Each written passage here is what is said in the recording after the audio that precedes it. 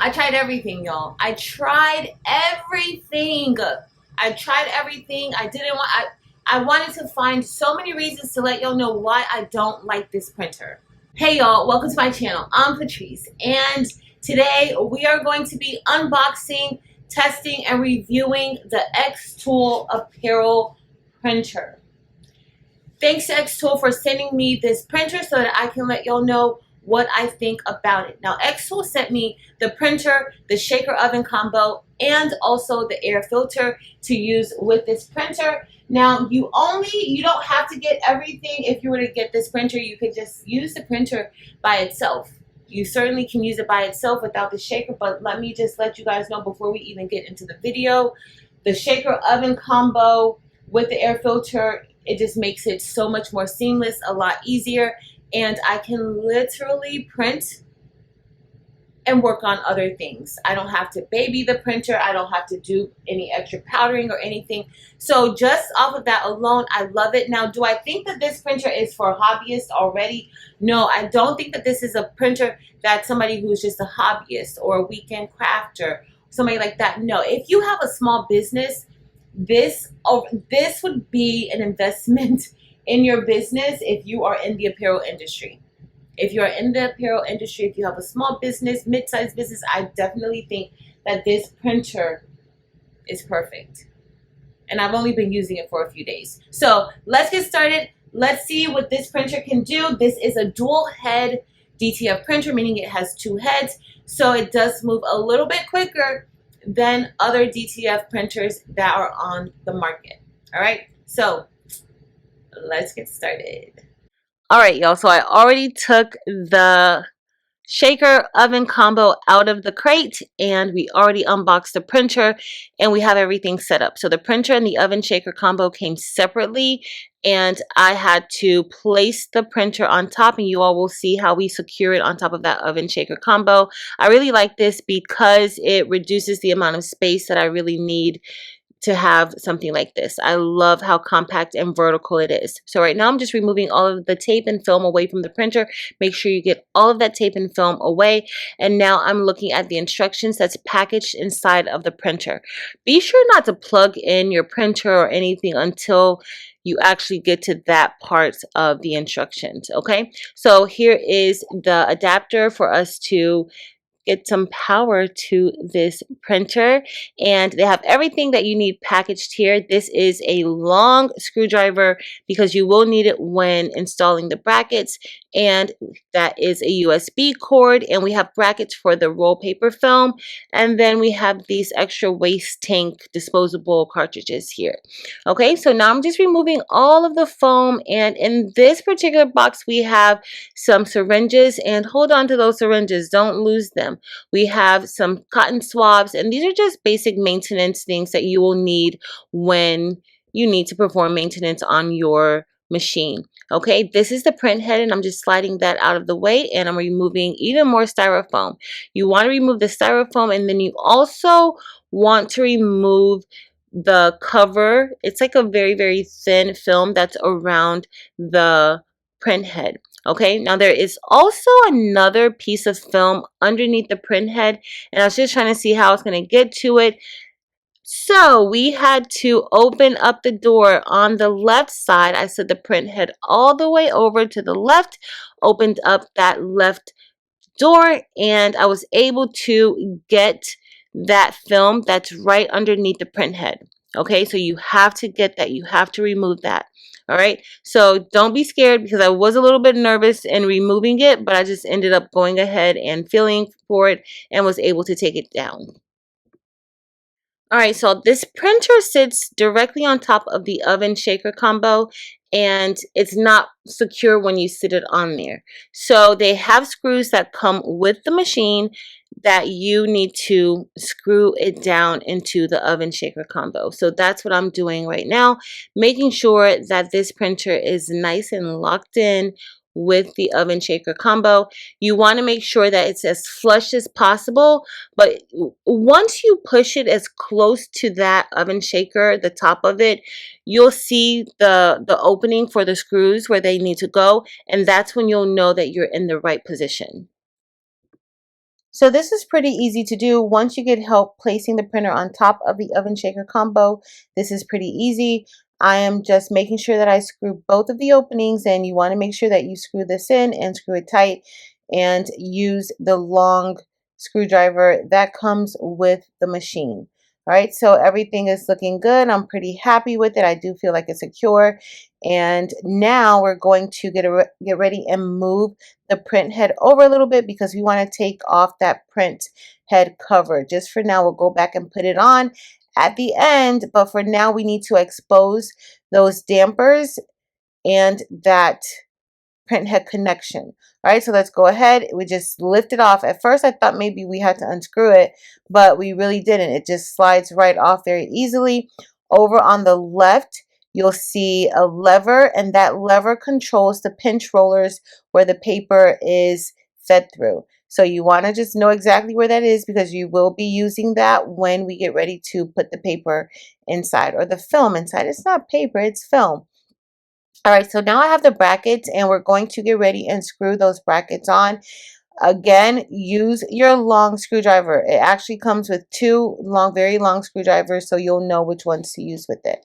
All right, so now I'm just going to go ahead and align this. Make sure that you have it aligned correctly and flushed with the printer. It needs to be flushed. So there's two little knobs there that will help you make sure that you get it in place correctly. What I like is that Xtool has each of the brackets labeled so you know which one is for the left side and you know which one is for the right side. So I think that is awesome. So I went ahead and I lifted up that white lever. We're going to place the roll of film inside. Paying attention to the direction of the film is important. The film comes with a lot of plastic around it, so we have to take that off. But make sure that you pay attention to the arrow. That arrow should be pointed towards the printer. And I'm just going to slide that film roll in the slot. Now, the one thing that I didn't realize at first is that you need to make sure that those two ends are tight. So there's a blue end on one side and a white end on the other side. And you just need to make sure that those are flushed to the actual film. Okay, so I went ahead and put that white lever down that holds everything in place, and I'm just going to manually feed the film through. Okay, once you feed the film through, we're just going to head to the front and bring it all the way through. Alright guys, so this is the most important part, making sure that that film is being fed correctly because that could throw your entire print off. It could throw the shaking off and everything. So you want to make sure that it is aligned correctly. And so I'm just pulling it through, and on the right side you'll see a line, a thin white line, and you just want to make sure that your paper is aligned with that particular white line. So now we're ready to fill in our ink tanks, and we're just going to remove the top from the back. We have our ink bottles. Those bottles contain 500 ml of ink. This comes with the printer. The ink comes with the printer. As you see, we have our black, cyan, magenta, yellow, and we also have a slot for moisturizer. And so this liquid will go inside of the moisturizing tank. That tank can hold 100 ml worth of liquids, and it has a little spout. Each of the bottles have a little spout that you can just pour it in, and it's supposed to make it easier, but I do think that it can splash. So you just have to be careful the way that you are installing the ink. So now I'm just going to put in all of the liquid that we have, making sure that I keep each of the tanks closed. So you want to make sure that those little doors, those are closed when you're going from color to color, because you don't want any of the color to splash in a color area that it should not be in. Now, while I was doing this, I made an extreme mess because I didn't have the top closed on the black ink, and I had ink falling behind the printer. I had ink falling onto the film, and so I had to clean that up. So just definitely make sure, pay a little close attention. Don't be like me. Pay a little more attention to, your bottles, closing it correctly so that you don't have any spills. Luckily, I did not have any ink that spilled into the actual printer, so I'm glad about that. So just definitely be careful. All right, so I'm just going ahead and putting all of the ink in. You don't need any funnels or anything to do that.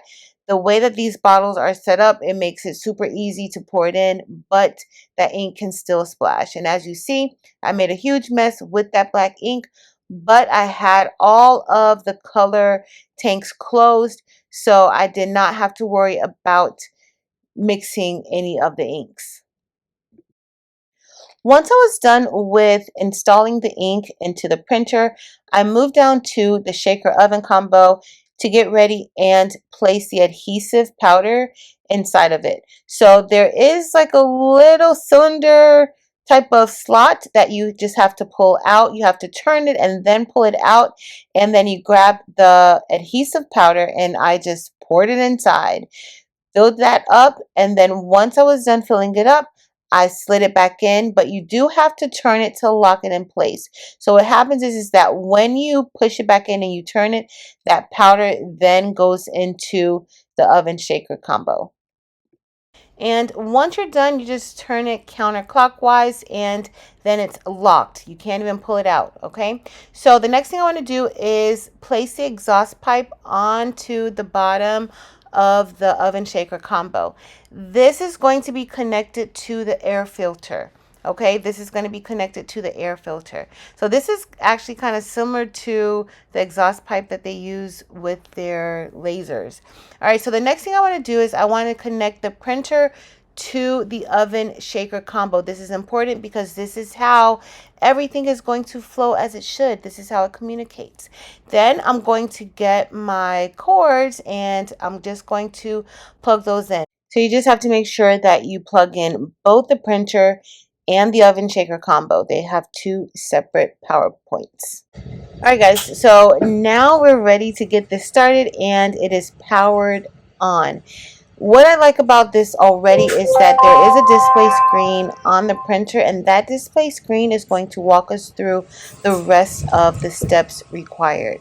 So as you see, it's on, it's showing us a picture of the printer, and then it's going to move that print head into its docking station.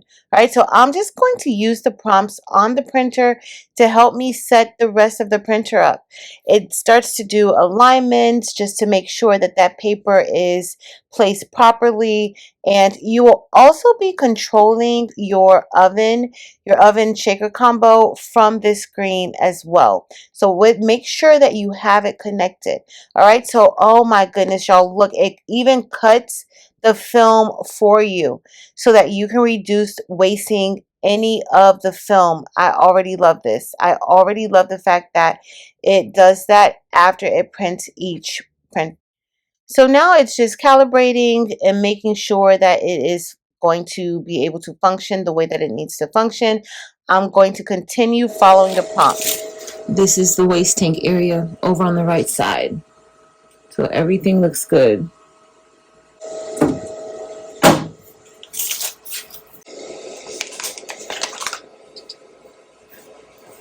All right, the waste tank is good. Now it's time to prime the ink, and that's going to get that ink to flow through the tubes into those dampers. So we're just going to continue to follow the prompts. So this is going to take about 4 minutes to do.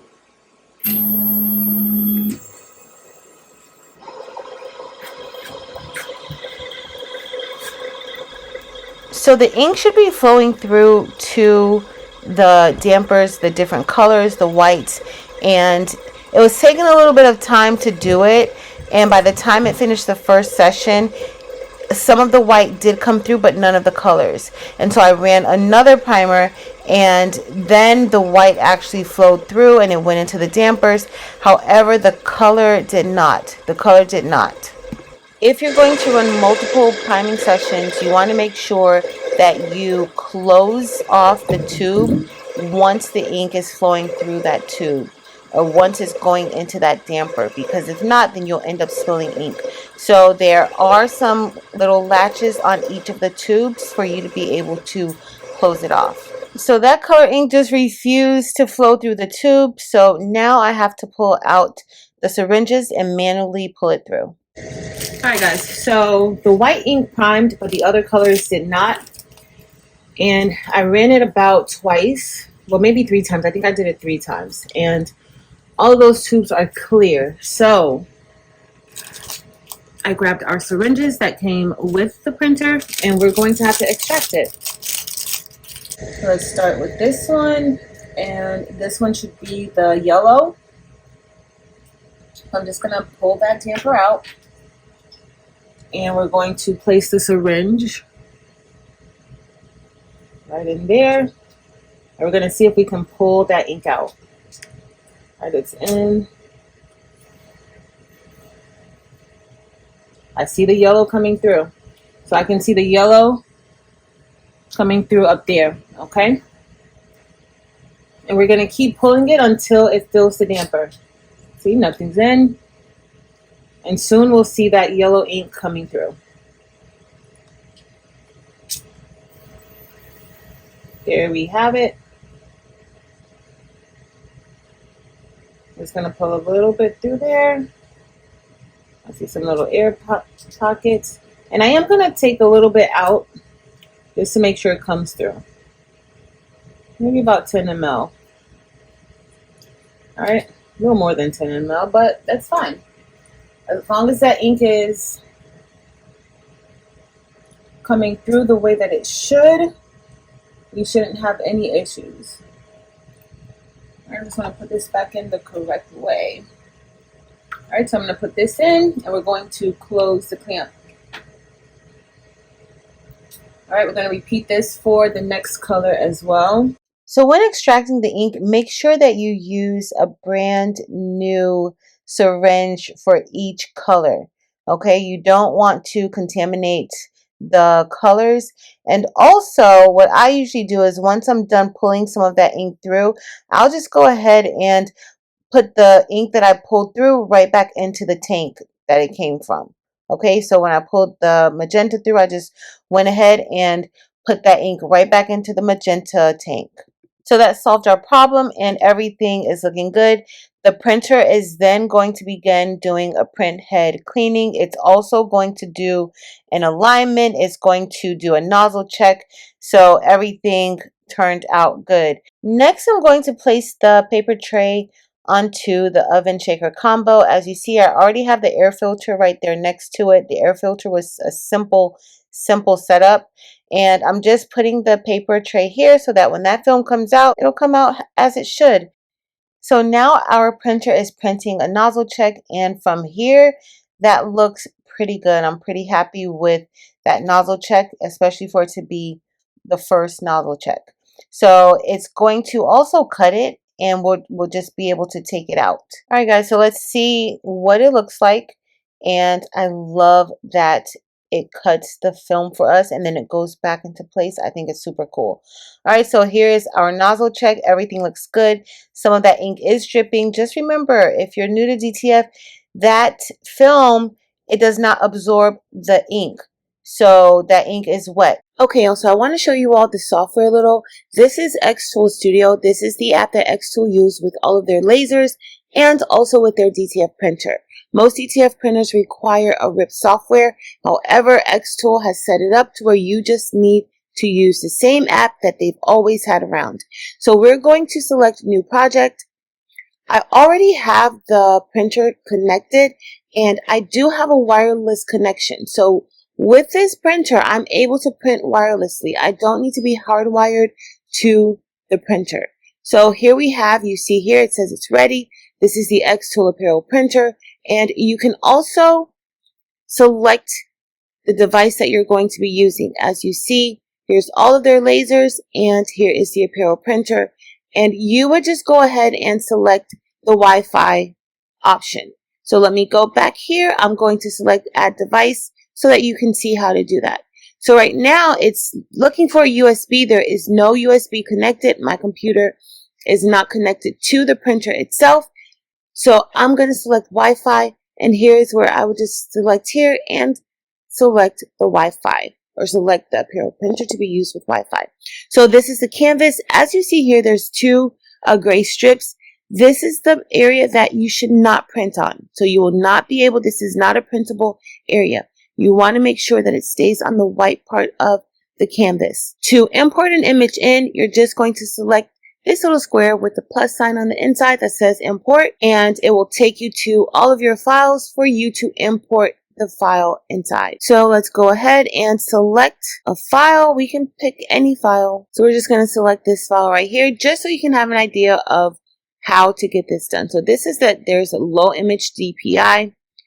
There are ways for you to adjust it, but today we're just going to be looking at printing. All right, so now we have the file selected. If you head over to the right, you can see where you can adjust that image. You can adjust the color ink that you're using, and I'm going to stick with 100% color.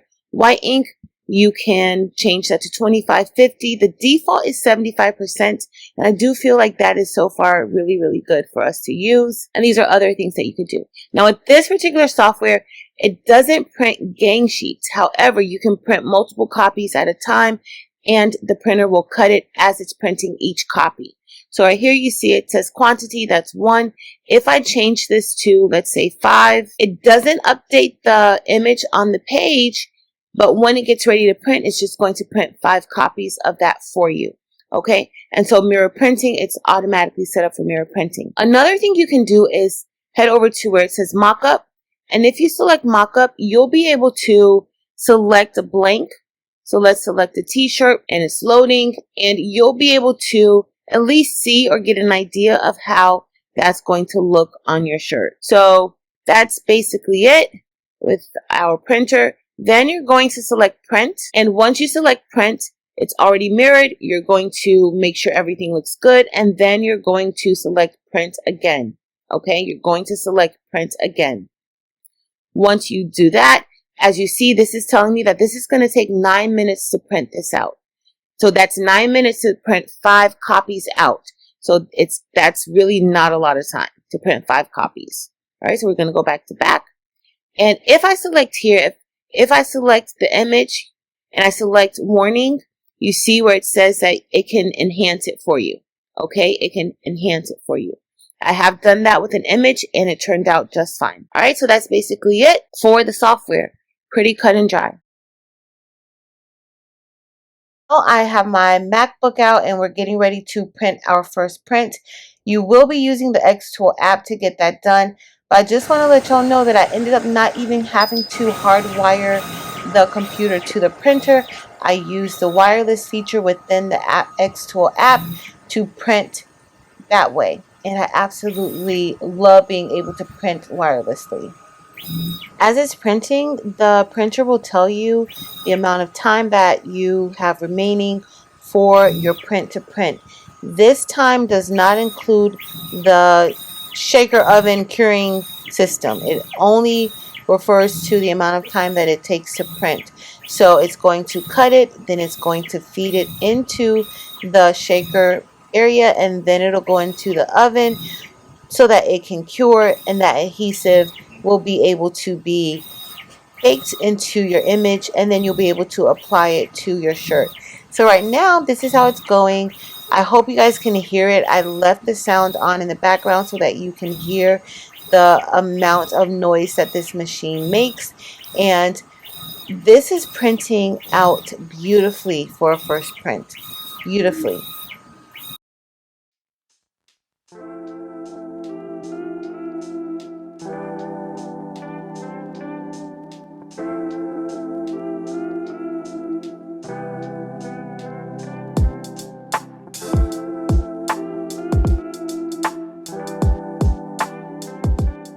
This print took about 6 minutes to print both of those images, and once it's done printing, it's going to go through the shaker and get powdered. So that powder is going to go on the back of that print onto the wet ink so that it can absorb through there, and once it's done being powder, it's going to go through the oven. Here I'm checking my filter because I didn't have it turned on, and so I'm just making sure that I turn it on and turn the fan on.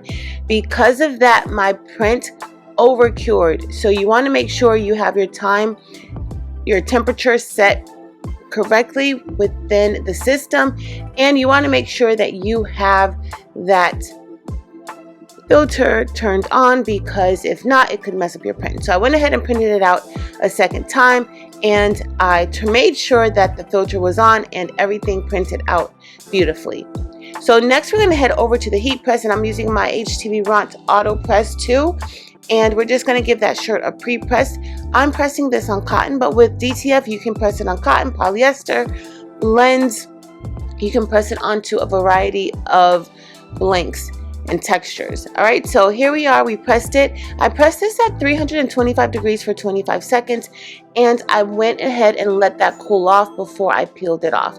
Now we're pressing the second image, and I'm going to do the same process. We're going to let this, of course I'm lint rolling, but we're going to go ahead and do a pre-press and then place the image on top. And I'm putting a piece of parchment paper onto that first press only because I did feel some adhesive on the top of the film. So you don't want that to stick to the top of your plat, and that could ruin your print. So go ahead, if you ever feel any adhesive, just go ahead and use parchment paper on the top of the transfer. So we went ahead and we removed the film from on top of the image. Everything adhered nicely. It looks really good. I'm going to grab another piece of parchment paper and place that on top of the image. And we're going to now press this at 325 for about 10 seconds. You don't have to press it for the full 25 seconds. And y'all, this looks really good. I'm very happy with how it looks. That second press is necessary to make sure that that image is nice and adhered, and it also kind of gives it the texture of the shirt. So you want to make sure you do that second press.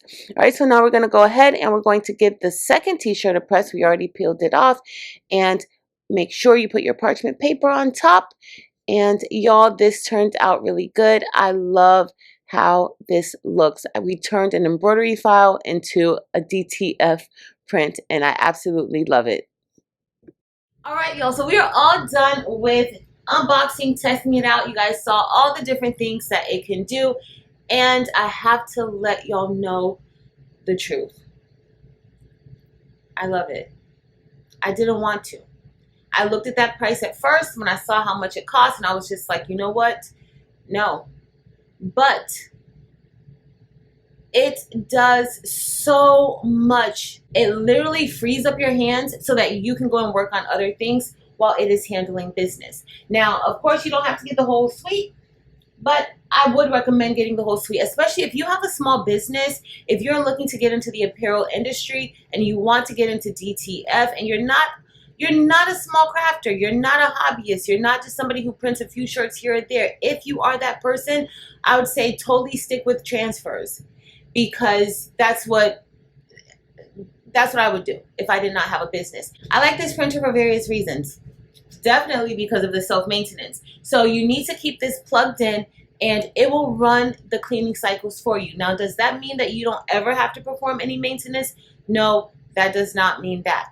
You will possibly have to perform some maintenance, especially if you don't use it for a few days.